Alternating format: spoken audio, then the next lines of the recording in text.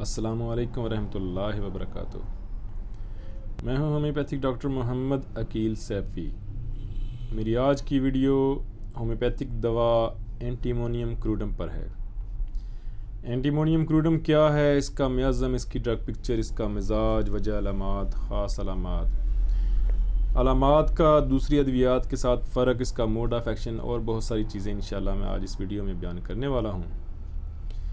Antimonium crudum काला सुरमा से बनती है। तीनों मियाज़म के इंसानों में एंटीमोनियम क्रूडम की अलामात पैदा हो सकती हैं, यानी ये एक ऐसी पॉलीक्रिस्ट रेमेडी है कि इसकी वजूहात की बिना पर, इसकी जो अलामात की वजूहात हैं, उन वजूहात की बिना पर किसी भी मियाज़म के इंसान के अंदर एंटीमोनियम क्रूडम की अलामात पैदा हो सकती हैं। इसकी ड्रग पिक्चर इस तरह से है कि इसका मरीज़ मोटा होता है, अक्सर मोटापे की तरफ माइल होते हैं इसके पेशेंट। आंखें अंदर को दंसी हुई होती हैं, चेहरा उदास होता है और अक्सर ये जो पेशेंट होते हैं एंटीमोनियम क्रूडम के, ये अपनी तरफ देखने नहीं देते, डॉक्टर को चेक नहीं करने देते, हाथ नहीं लगाने देते। और अक्सर माँ जब बच्चे को लेकर आती है, एंटीमोनियम क्रूडम के बच्चे को, तो वह आकर जब उसको चेक करने की कोशिश करें तो बच्चा आगे से बदतमीज़ी करता है, चिड़चिड़ापन होता है उसके अंदर। तो माँ कहती है डॉक्टर साहब इसकी तरफ ना देखें या इसको हाथ लगाकर चेक ना करें, ये बुरा माना जाता है। तो लिहाजा एंटीमोनियम क्रूडम के बच्चे जो हैं वो अपनी तरफ देखने नहीं देखते, हाथ नहीं लगाने देते। इसके अलावा एंटीमोनियम क्रूडम के अंदर एक और उनकी ज़हनी बड़ी ख़ास अलामत है जो अक्सर केस टेकिंग करते हुए बयान करते हैं कि डॉक्टर साहब वो मैदा की अलामात की वजह से वो मर जाना चाहते हैं। वो कहते हैं डॉक्टर साहब काश मैं मर जाऊं, काश मैं इस मसले की वजह से मर ही जाऊं। तो ये भी ड्रग पिक्चर के अंदर, केस टेकिंग के अंदर ये चीज़ आती है। एंटीमोनियम क्रूडम का जो मिजाज है वो मिजाज इस तरह से है कि ज़िद्दी, बदमिजाज, फ़िक्रमंद, जज्बाती लोग, इनके अंदर चिड़चिड़ापन इस कदर और ज़िद इस कदर होती है कि बग़ैर वजह के नाराज़ हो जाते हैं। कोई इनकी तरफ देखो तो नाराज़ हो जाते हैं, तुमने मेरी तरफ देखा ही क्यों। ज़िंदगी से बेजार होते हैं, ज़िंदा नहीं रहना चाहते, बवजह मैदा की खराबी। अजीब बात है, सेहत नहीं चाहते, तंदुरुस्ती नहीं चाहते, मरना चाहते हैं, यानी इस कदर ये तंग होते हैं।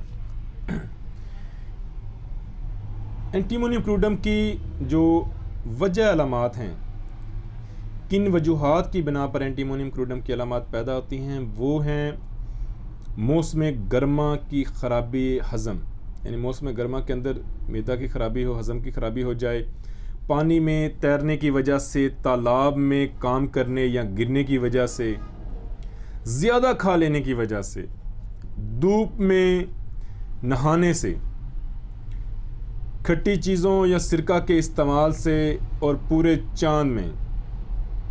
ज़्यादातर इसकी अलामात जो पैदा होती हैं वो पुरखोरी और खट्टी चीज़ों के इस्तेमाल की वजह से पैदा होती हैं, या ज़्यादा देर पानी में काम करने की वजह से, पानी में रहने की वजह से धोबियों को इस तरह की अलामात पैदा हो जाती हैं। अलामात क्या पैदा होती हैं? ख़ास अलामात वो ये हैं कि ज़ुबान पर सफ़ेद मैल, दूध की तरह, पीली नहीं, जर्द नहीं, सफ़ेद मैल, ज़ुबान पर सफ़ेद मैल होती है, दूध की तरह। मुंह के कोने पके हुए होते हैं, ग़ज़ा से नफ़रत होती है, खट्टी चीज़ों की ख्वाहिश होती है, मतली कै होती है, कै के बाद दूध नहीं पीना चाहता। ऐसे बच्चे जो एंटीमोनियम क्रूडम के होंगे वो क्या करने के बाद उनको भूख नहीं लगती। दूसरे अक्सर बच्चे जो होते हैं वो क्या करने के बाद पल्सटीला जो है वो दूध पीना चाहता है, लेकिन इसका जो बच्चा होता है वो क्या करने के बाद दूध भी नहीं पीता। रात को सर दर्द होती है बवजह मैदा की खराबी, मकद से लेसदार रतूबात बहती हैं, कभी दस्त और कभी कब्ज़। आज दस्त है या सुबह दस्त हैं तो शाम को कब्ज़ हो गई, शाम को दस्त है या सुबह कब्ज़ है तो शाम को दस्त लग गई। इस तरह कभी कब्ज़ कभी दस्त, ये अलामात बदलती रहती हैं। बैठने से टांगें सो जाती हैं, नींद का गलबा होता है, नाखून जो होते हैं इनके वो ख़राब होते हैं, कुचले हुए होते हैं जैसे कांटों की तरह। हाथों या पाँव में चंडियाँ बनती हैं और वो भी, उनमें भी कांटेदार उबार होते हैं, उनमें भी कांटा चुभता हुआ महसूस होता है। सर्दी बर्दाश्त नहीं कर सकते, ठंडे पानी से नहीं नहा सकते, ना धूप बर्दाश्त करते हैं ना ही सर्दी बर्दाश्त करते हैं। ये मखसूस ख़ास अलामात मुझे बयान करने की आदत है, बाकी अलामात तो आप मटीरिया मेडिका में देख सकते हैं। मैं वो चीज़ें बयान करने की कोशिश करता हूँ जो मटीरिया मेडिका में भी हैं, लेकिन उनको एक अपने अंदाज से बयान करने की कोशिश करता हूँ ताकि दवा की पहचान हो जाए, दवा की समझ आ जाए। मुस्तकिल अलामात जो हैं वो मुस्तकिल, जो इसकी ख़ास अलामत है, अगर वो है तो एंटीमोनियम क्रूडम है, अगर वो नहीं है तो एंटीमोनियम क्रूडम नहीं है, और वो है ज़ुबान का सफ़ेद होना। अगर मरीज़ की पूरी ज़ुबान सफ़ेद है, मैल के ऊपर तय जमी हुई है और ऊपर दांतों के निशान भी बनते हैं, इस कदर मोटी तय है, तो फिर एंटीमोनियम क्रूडम की ज़ुबान जो एंटीमोनियम क्रूडम होगी। यानी किसी की तकलीफ़ कोई भी बढ़ जाए और ज़ुबान सफ़ेद हो जाए तो वो एंटीमोनियम क्रूडम है। सर दर्द बढ़ गया, ज़ुबान सफ़ेद हो गई, एंटीमोनियम क्रूडम है। इसकी अलामात का जो फ़र्क है, अलामत की जो गलती है, वो भी इसकी जो अलामत की ख़ास गलती बच्चों में कैमोमिला के साथ है। बच्चे कैमोमिला के भी बदमिजाज, चिड़चिड़ापन होता है, लेकिन कैमोमिला उठाना पसंद जो है वो करता है। कैमोमिला कहता है कि बच्चा कि मुझे उठाकर बाहर ले जाया जाए, लेकिन एंटीमोनियम क्रूडम का बच्चा जो है वो ब्रायोनिया की तरह वो नहीं पसंद करता। वो कहता है मुझे देखो भी ना, मुझे हाथ भी ना लगाओ, मुझे उठाओ भी ना। लेकिन ब्रायोनिया का बच्चा तो बिल्कुल भी हरकत नहीं करना चाहता, लेकिन ये हरकत करता है और दूसरों को तंग करता है, बदतमीज़ी करता है। ब्रायोनिया के अंदर भी चिड़चिड़ापन होता है। इसके अलावा नक्सोमिका में, कार्बो में, पल्साटिला में, लाइको में भी इसकी अलामात पाई जाती हैं। लाइको के साथ ये बहुत ज़्यादा मुमासरत रखती है। लाइको में भी ज़ुबान सफ़ेद होती है और कभी दस्त और कभी कब्ज़ होती हैं, लेकिन लाइको की एक अपनी शख्सियत है, उसका एक अपना मिजाज है।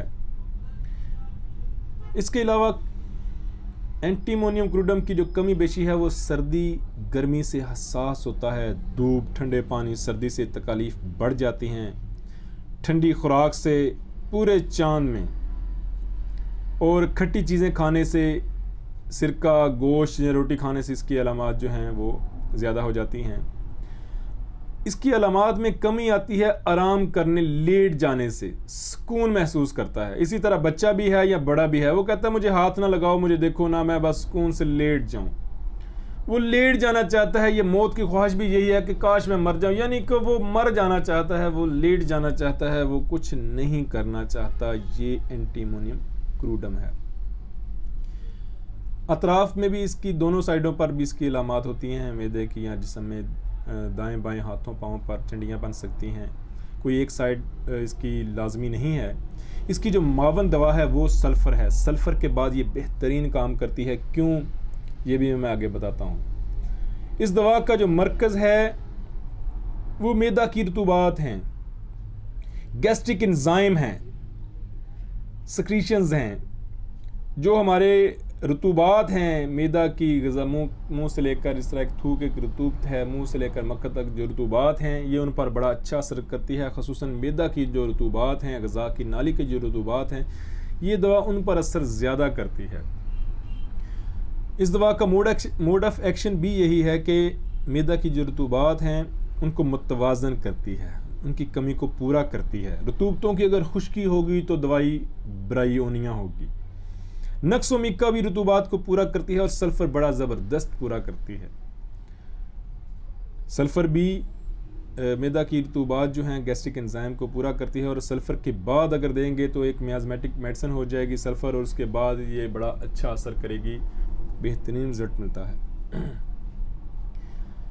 डॉक्टर केंट कहते हैं कि मर्ज़ कुछ भी हो, मरकज़ी अलामात मैदा हैं तो पुरखोरी है, ख़ुसूसन खट्टी चीज़ें, तो दवा एंटीमोनियम क्रूडम होगी। बहुत बड़ा कॉल है डॉक्टर केंट का। यानी अगर अलामात का मरकज़ मैदा है और पुरखोरी, ख़ुसूसन खट्टी चीज़ें खाने की वजह से, पुरखोरी बहुत ज़्यादा खट्टी चीज़ें खाने की वजह से पेट ख़राब हो चुका है, अलामात कुछ भी हो, एंटीमोनियम क्रूडम दवा होगी। और इस दवा की जो ख़ास हरकत है वो हरकत भी यही है कि ये देखना और छुआ जाना पसंद नहीं करता, ये लेट जाना, आराम करना पसंद करता है। ये इस दवा की ख़ास हरकत है। क्लिनिकल प्रैक्टिस में बता दूं 30 to 101 में बेहतरीन असर करती है। कुछ डॉक्टर्स इसको CM में भी यूज़ करवाते हैं, मैं इसको ज़्यादातर 30 में यूज़ करवाता हूँ। आँख के पपोटों के लिए, मसूड़ों के लिए, मैदा के लिए, मकद के लिए, नाखन के लिए, कांटेदार नाखनों के लिए, चंडी के लिए जहाँ कांटा चुभता हुआ महसूस होता हो, मैदे की वजह से बादीपन हो, मोटापा हो, ज़ुबान सफ़ेद हो, खस्सियों का सूख जाना, हाथों पर मसे, कीलनुमा मसे बनना, कील मुहासों का होना, पिंपल, औरतों बच्चियों के जो चेहरों पर पिंपल्स होते हैं, मैदा की खराबी है, बहुत ज़्यादा तेज़ाबियत है और चेहरे पर पिंपल्स हैं और वो पिंपल भी कीलनुमा हैं, वहाँ पर भी बहुत ज़्यादा तेज़ाबियत है, सीना जलता है, तो वहाँ पर भी एंटीमोनियम क्रूडम 30 बेहतरीन असर करती है। और इसकी एक और बड़ी ख़ास अलामत है कि कैक के बग़ैर गुजारा नहीं। इसका पेशेंट ये सोचता है कि काश मैं ये कैक कर लूँ, जितना ज़्यादा खा लिया है, अगर कैक कर लूँ तो मुझे सुकून आ जाएगा। अगर किसी के नाखून ना बढ़ते हों तो भी एंटीमोनियम क्रूडम बेहतरीन असर करती है। इसके कामयाब केसेस में चंडियाँ भी हैं। बहुत सारे पेशेंट को चंडी पर एंटीमोनियम क्रूडम इस्तेमाल कराइए, अल्हम्दुलिल्लाह। जो कांटे, जिनके अंदर कांटा चुभता था, अल्हम्दुलिल्लाह एंटीमोनियम क्रूडम ने उनको चंडी ठीक की। मैदा के अमराज में जिनकी ज़ुबान सफ़ेद थी, उनको यूज़ करवाई, उनका मसला हल हुआ। तो ये है एंटीमोनियम क्रूडम। दोबारा से एक जुमले में, जो मेरा थोड़ा सा गला ख़राब हो चुका है ज़्यादा बोल बोल कर, कि दोबारा से बता देता हूँ कि एंटीमोनियम क्रूडम को एक जुमले में परोया जा सकता है और वो डॉक्टर कैंट ने बड़ा ज़बरदस्त परोया है। मेरी बात नहीं, डॉक्टर कैंट की बात है कि मर्ज़ कुछ भी हो, अगर मरकज़ी अलामात मैदा हैं, पुरखोरी है और ख़ुसूसन खट्टी चीज़ें, खट्टी चीज़ें बहुत ज़्यादा खाई हुई हैं, अपनी ज़रूरत से 2 रोटियों की भूख थी, 4 खा ली हैं, 3 खा ली हैं और वो खट्टा कुछ खा लिया है, कोई खट्टी चीज़ खा ली है और बहुत ज़्यादा खा लिया है, तो फिर अलामात एंटीमोनियम क्रूडम की पैदा होंगी। वो सर दर्द हो सकता है, वो पेट दर्द हो सकता है, वो कुछ भी हो सकता है, वो कब्ज़ या दस्त लग सकते हैं, कुछ भी हो जाए। पेशेंट का ज़हनी अलामात हो सकती हैं, उसका चिड़चिड़ापन हो सकता है, उसको चंडियाँ हो सकती हैं, उसके खट्टे डकार आ सकते हैं, कुछ भी हो जाए तो दवा एंटीमोनियम क्रूडम होगी। ये है एंटीमोनियम क्रूडम की पहचान। मुझे उम्मीद है कि एंटीमोनियम क्रूडम की पहचान कराने में मैं काफ़ी हद तक सही साबित होऊंगा और सुनने वालों को एंटीमोनियम क्रूडम की पहचान जो है वो आ जाएगी। और इंशाल्लाह इसी तरह हर दवा की जो पहचान है मैं इंशाल्लाह उसको बयान करता रहूँगा। आज ये एक वीडियो ऐसी बनाई जो वीडियो नहीं बनाई, उसकी ऑडियो रिकॉर्डिंग करने की कोशिश कर रहा हूँ क्योंकि थोड़ी सी वक्त की कमी होती है और इसको भी देखा कि इस तरीके को ये तरीका कैसे है। उम्मीद है इंशाल्लाह आपको पसंद आएगा। अगर पसंद नहीं भी आया मुझे बताइएगा, कमेंट्स कीजिएगा कि इस तरह एक थंबनेल लगाकर ऑडियो रिकॉर्डिंग करना कैसा है या वीडियो रिकॉर्डिंग ही भी ज़्यादा बेहतर है। अपनी दुआओं में याद रखिएगा। अल्लाह पाक आसानियाँ अता फरमाए और आसानियाँ तकसीम करने का शर्फ अता फरमाए। अस्सलामु अलैकुम।